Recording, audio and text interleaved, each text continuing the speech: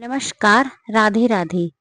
कार्तिक मास की आपको हार्दिक शुभकामनाएं। नारद जी बोले, उस राजा ने विधि पूर्वक मेरा पूजन करके हंसकर कहा, हे ब्राह्मण, आप कहाँ से आए हैं? कहीं कोई अच्छी वस्तु देखी है जिसलिए आप आए हो? नारद जी बोले, हे राजा, मैंने एक समय कैलाश पर्वत पर जाकर वहां पार्वती के साथ बैठे हुए शिव जी को देखा।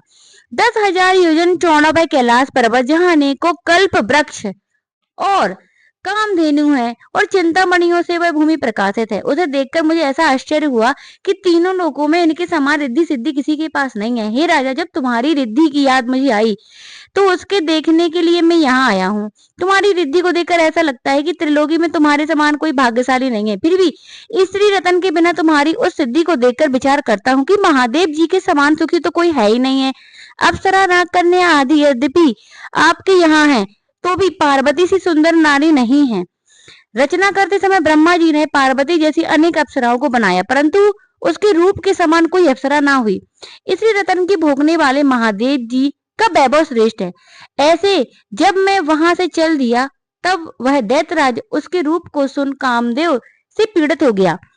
तब भगवान की माया से मोहित होकर सिंह के पुत्र राहु को उसने महादेव जी के पास भेजा। उज्जवल चंद्रमा के समान, कैलाश को क्षीण चंद्रमा की तरह अपने काले रंग से रंग कर वह राहु वहां गया। नंदी से निवेदन करने के बाद वह राहु महादेव जी के पास पहुंचा और बोला, हे वृषध्वज, त्रिलोकी के स्वामी रत्नेश्वर जलंधर की आज्ञा सुनो।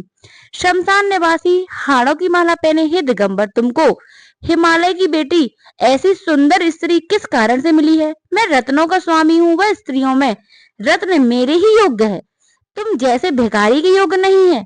नारद जी बोले, राहु के ऐसा कहते ही महादेव जी की भ्रुकुटी से भयंकर जैसा एक पुरुष पैदा हो गया।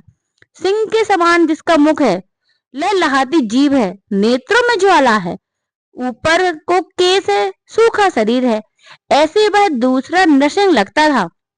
जब वह राहु को पकड़ के खाने लगा, तब शिवजी ने इसका निषेध किया कि वह मारने योग्य नहीं है, यह दूत है और पराधीन है, छोड़ दो। यह वचन सुनकर राहु को आकाश में छोड़ दिया गया।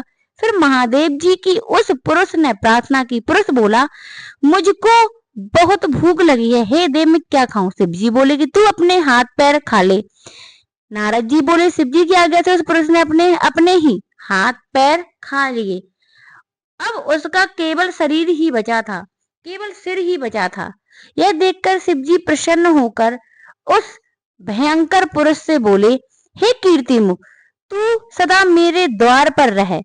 नारद जी बोले, उसी दिन से कीर्तिमुख देवताओं के द्वार पर रहने लगा। जो पहले कीर्तिमुख का पूजन नहीं करते हैं, उनका पूजन वृथा है। उससे छोड़ा गया राहु बर्बर स्थल पर गिरा, इसी से बर्बर नाम से प्रसिद्ध है। फिर वह उस राहु ने अपना द्वितीय जन्म समझकर जलंधर के पास जाके ये सब बातें कही।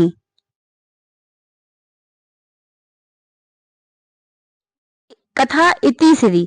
इसके बाद में अध्याय 13 में आगे की कथा होगी। धन्यवाद।